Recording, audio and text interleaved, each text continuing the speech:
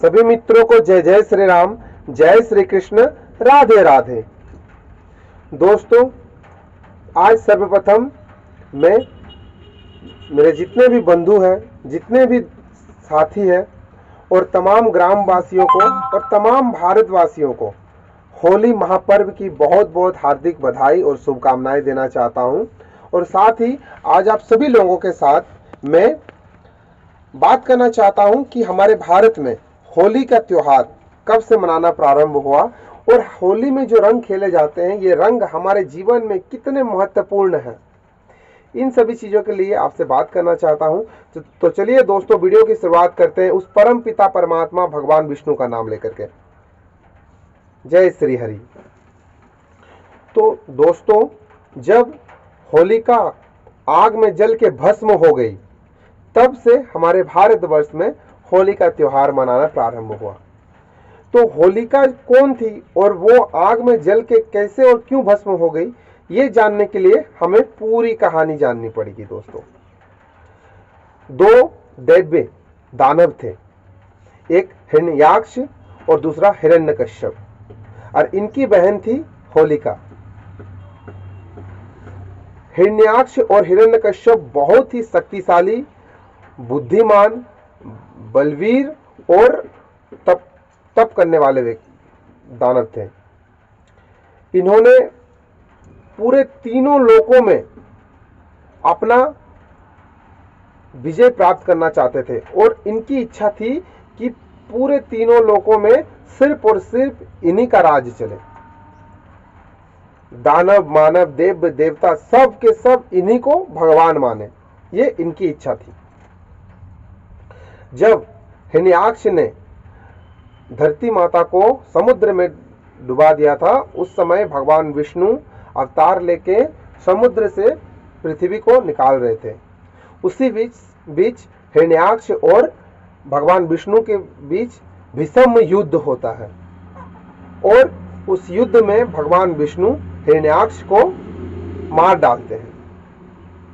जब ये खबर उसके भाई हिरण्यकश्यप को पहुंचती है, तो हिरण्यकश्यप भगवान विष्णु को अपना दुश्मन मानने लगते हैं और उनसे बदला लेना चाहते हैं और तीनों लोकों में सिर्फ और सिर्फ अपना ही राज्य चलाना चाहते हैं। तीनों लोगों को जीत करके दानव का राज्य चलाना चाहते थे, जिसके लिए हिरण्यकश्यप ने इस ब्रह्मांड को रचने वाले भगवान ब्रह्मा का जाप करना प्रारंभ किया। बिना कुछ खाए पिए साल दर साल वो निरंतर भगवान ब्रह्मा का ध्यान करने लगे, उनका नाम जाप करने लगे, उनको आराधना करने लगे। साल दर साल बीतता गया दोस्तों, 50 साल, 100 साल होता गया। उसका जो शरीर था हिरण्यकश्यप का, इतना शक्तिशाली बना हुआ शरीर, वो शरीर खाना नहीं खाने के कारण, पानी नहीं पीने के कारण धीरे धीरे गलना प्रारंभ हो गया था। मांसपेशियां धीरे धीरे ढीला, लूज होने लगी थी।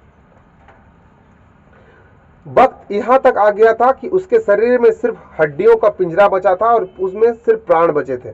बाकी उसका रंग रूप शरीर पूरी तरह 100 साल के अंदर खत्म हो गया था। उसका जो तप था वो इतना तेजस्वी होने लगा कि वो तप देवलोक तक पहुंचने लगी। चारों तरफ बात चलने लगी कि ये कौन है जो भगवान ब्रह्मा का इतना बड़ा भक्त है और निरंतर इतने सालों से उनका नाम जपे जा रहे हैं, उनका आराधना किए जा रहे हैं।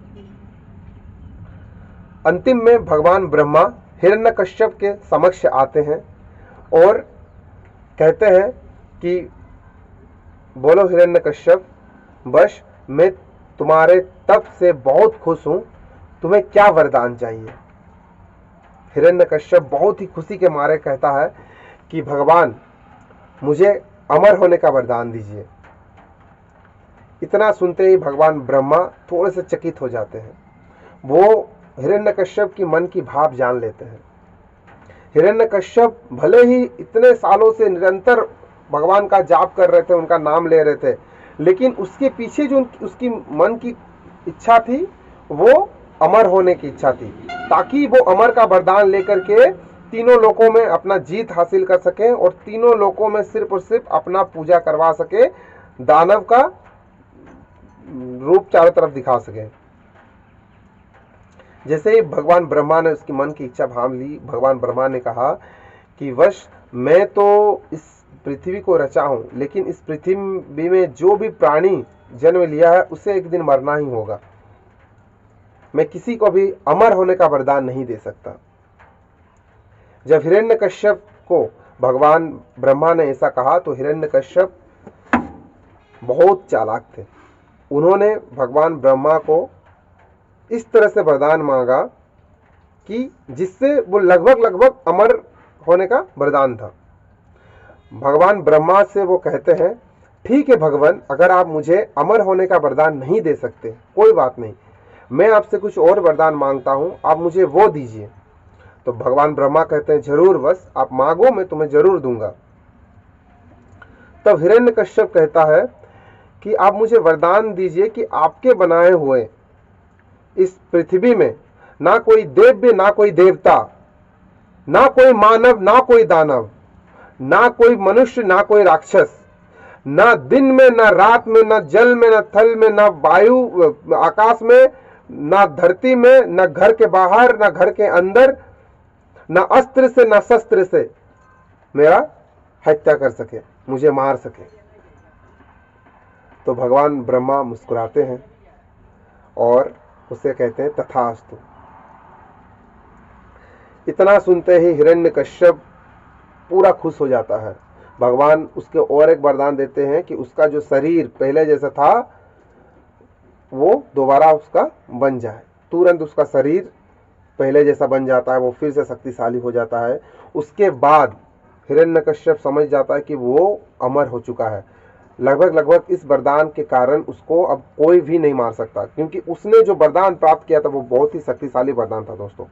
अभी तक ऐसा संभव नहीं था कि किसी को इस तरह से वरदान मिले, क्योंकि उसके वरदान में चारों तरफ से वो विजय महसूस कर रहा था अपने आप को, क्योंकि उसने मांग लिया था ना कोई देव, ना कोई देवता, ना कोई मानव, ना कोई दानव, ना घर के भीतर, ना घर के बाहर, ना दिन में, ना रात में, ना पाताल में, ना आसमान में, ना अस्त्र से, ना शस्त्र से उसका हत्या की जा सके। उसके बाद हिरण्यकश्यप खुशी के मारे चारों तरफ अपना तांडव रूप दिखाने लगा। चारों तरफ मार काट चालू कर दिया। चारों तरफ खबर फैलाने लगा कि आज से मैं ही तुम्हारा देवता हूं और तुम मेरे ही पूजा करने लगो। जितने भी देव्य दानव थे सभी हिरण्यकश्यप को धीरे धीरे भगवान मानना प्रारंभ कर दिए, उसी का पूजा अर्चना करना प्रारंभ कर दिए। साल दर साल बीतता गया। हिरण्यकश्यप धीरे धीरे तीनों लोगों में विजय होने प्राप्त करने का षड्यंत्र रचता गया। जहां भी जाता वरदान के कारण वो विजय हासिल हो जाता। विजय श्री उसके कदमों में आ जाती, उसके पास आ जाती। साल दर साल बीतने के कारण हिरण्यकश्यप के घर एक बालक पैदा होता है दोस्तों, जिसका नाम होता है प्रहलाद। ये वही प्रहलाद है जो परम भक्त प्रहलाद है, जो भक्त श्रेष्ठ प्रहलाद है, जो भगवान विष्णु का परम भक्त है। और वो दानव के घर में हिरण्यकश्यप का पुत्र के रूप में पैदा होते हैं दोस्तों। भक्त प्रहलाद जब धीरे धीरे बड़ा हो रहा था तब उसके मन में भगवान विष्णु के प्रति और आस्था जाग रही थी। वो भगवान का नाम और ज्यादा लेने प्रारंभ कर दिया था, उनका नाम और ज्यादा जपना प्रारंभ कर दिया था। हिरण्यकश्यप देखने लगा कि ये तो मुझे भगवान नहीं मान रहा है, ये विष्णु को भगवान मान रहा है। तो जैसे ही भक्त प्रहलाद थोड़ा बड़ा होता है उसको शिक्षा में दे दिया जाता है कि कहा जाता है कि इसको बताइए कि इसका भगवान मैं हूं और इस जगत में विष्णु भगवान नहीं है, मैं ही भगवान हूं और मेरी पूजा अर्चना की जाए। इसको सिखाया तो ऐसा जाता है, लेकिन इसके मन में हमेशा भगवान विष्णु वास करते हैं। ये भगवान विष्णु का ही नाम जाप करता है, उन्हीं को पूजता है, उन्हीं का अर्चना करता है, उन्हीं का नाम जापता है और उन्हीं को भगवान मानता रहता है। जब भक्त प्रहलाद का शिक्षा पूरा हुआ, वो दोबारा वापस घर आया। घर आने के बाद जब वो अपने पिताजी से मिला तो भगवान विष्णु का नाम लेकर के मिलते हैं, भगवान विष्णु का जय जयकार करके अपने पिताजी का पास जाते हैं। इतना सुनते ही हिरण्यकश्यप गुस्सा हो जाता है। हिरण्यकश्यप कहता है कि अगर तुम भगवान मुझे नहीं मानते हो और विष्णु को मानते हो तो मैं तुम्हें जान से मरवा दूंगा। भक्त प्रहलाद को थोड़ा सा भी भय नहीं लगता है, वो मुस्कुराते हैं और भगवान का नाम निरंतर ले हो जाते हैं। भक्त प्रहलाद को डराने धमकाने के लिए हिरण्यकश्यप अपने सैनिकों को बुलाते हैं और बोलते हैं कि जाओ इसको डराओ धमकाओ, और अगर नहीं माने तो इसको कैद कर लो और जा करके इसको कारागार में डाल दो और सांप छोड़ दो ताकि सांप भक्त प्रहलाद को काट दे और इसकी मृत्यु हो जाए। जो सिपाही थे उन्होंने वैसा ही किया। भक्त प्रहलाद को पहले समझाया, नहीं समझे भक्त प्रहलाद, उन्हें डराया धमकाया गया, फिर भी वो भगवान विष्णु का नाम निरंतर लिए जा रहे थे। लास्ट में उनको पकड़ करके कारागार में डाल दिया गया और बहुत सारे सांपों का ढेर उनके तरफ छोड़ दिया गया ताकि वो सांप भक्त प्रहलाद को डस दे और भक्त प्रहलाद की मृत्यु हो जाए।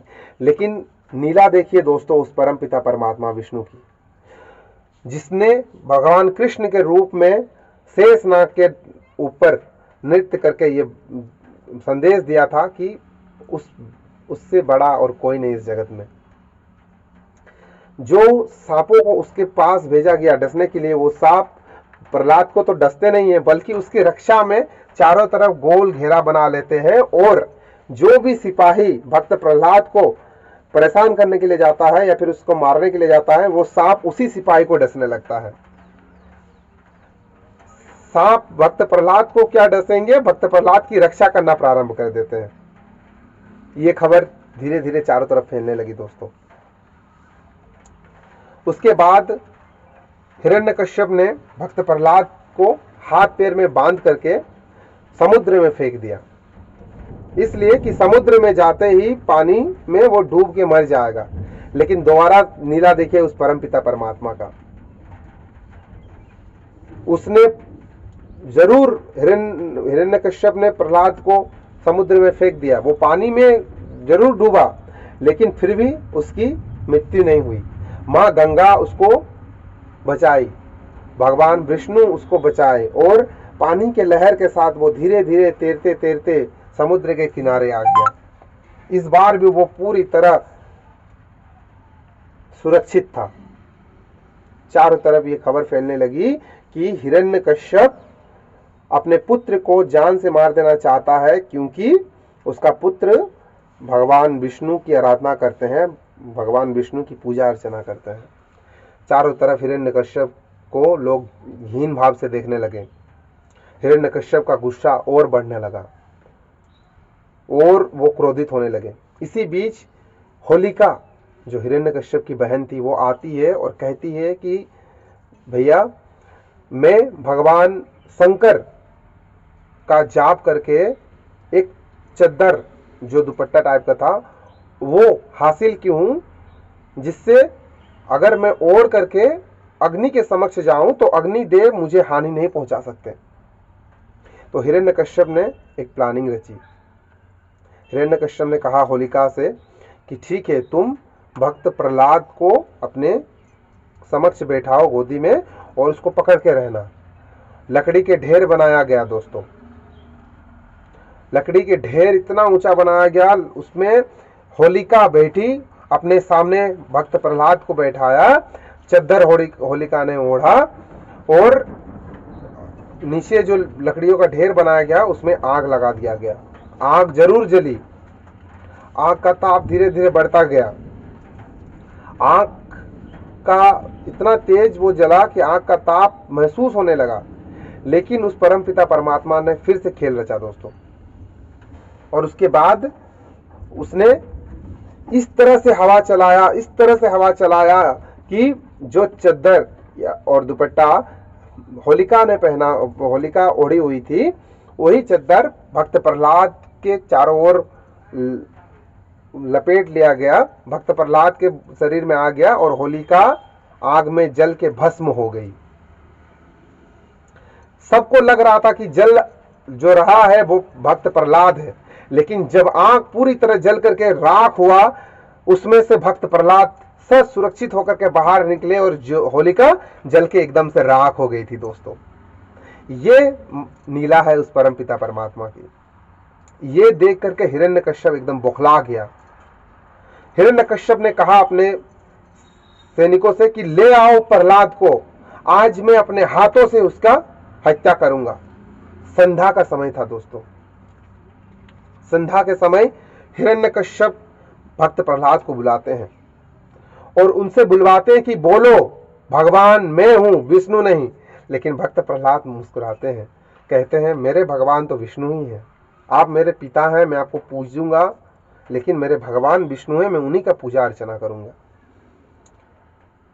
हिरण्यकश्यप फिर गुस्सा से बोलते हैं, तो क्या तुम इस बार मेरे बात नहीं माने तो मैं तुम्हें जान से मार दूंगा। भक्त प्रहलाद मुस्कुराते हैं, कहते हैं जान देना और लेना दोनों तो उसी भगवान के हाथ में है, आपकी जैसी इच्छा आप कर सकते हैं।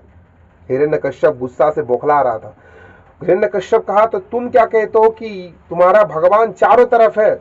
उसका पुत्र कहता है मेरा भगवान मुझ में भी है, आप में भी है। फिर हिरण्यकश्यप कहता है कि तो तुम्हारा भगवान क्या इस घर में है, इस खंबे में है? तो भक्त प्रहलाद कहता है हाँ जरूर है। तो हिरण्यकश्यप कहता है मैं तुम्हें तो बाद में देखता हूं, पहले तुम्हारे भगवान को जान से मार दूंगा। इतना कहते ही अपना गदा पकड़ के वो खंबे में मारने लगा। जैसे ही 2 या 3 प्रहार उसने खंबा में दिया, खंबा से एक प्रचंड रूप धारण करके भगवान विष्णु का अवतार नरसिम्हा बाहर निकलते हैं। दोस्तों, एकदम दहाड़ते हुए बड़े बड़े नाखून के साथ, जिसका शरीर तो मानव का था लेकिन चेहरा वो पशु का था। सिंह का सर लेकर के बड़े शरीर मात्रा में, बड़े बड़े नाखून में, बड़े बड़े आंख में भगवान विष्णु नरसिम्हा अवतार लेकर के दहाड़ने लगे। उसकी आवाज सुन करके आमने सामने चारों तरफ लोग भागने लगे। जो हिरण्यकश्यप के सेना थे वो इधर उधर जिधर सके भागने लगे। हिरण्यकश्यप डर के मारे थरथराने लगा। फिर भी हिरण्यकश्यप ने भगवान विष्णु के ऊपर प्रहार करने की इच्छा रखी। वो जैसे ही भगवान विष्णु नरसिम्हा रूप के ऊपर प्रहार करना प्रारंभ किया, भगवान नरसिम्हा उसको पकड़ते हैं, अपने जंघों पर बिठाते हैं और बड़े बड़े नाखून में उसके पेट को इस तरह से रख करके फाड़ के आंतरी पोता निकाल देते हैं दोस्तों, और उसका स्वाहा कर देते हैं। उसके बाद भक्त प्रहलाद की चारों तरफ जय जयकार होने लगी, भगवान विष्णु की चारों तरफ जय जयकार होने लगी। दोस्तों, जब होलिका जल के राख हुई, उसी समय से भारत में होली पर्व मनाया गया। तो इससे हमें सीखने के लिए बहुत सारी चीजें मिलती है दोस्तों। पहला देखिए, हिरण्यकश्यप जो था, होलिका जो थी और उसका पुत्र जो था, वो सब दानव कुल के थे, देव्य थे।